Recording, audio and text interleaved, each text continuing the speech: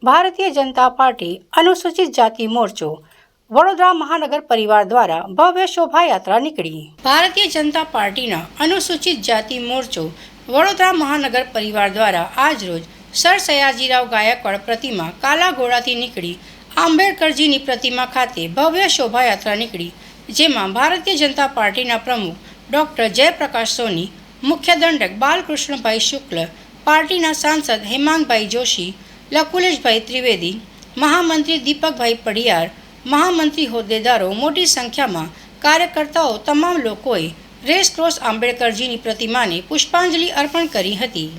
આજે વિશ્વ વિભૂતિ ભારતના એવા ડૉક્ટર બાબા સાહેબ આંબેડકરજીની 135મી જન્મજયંતિ છે।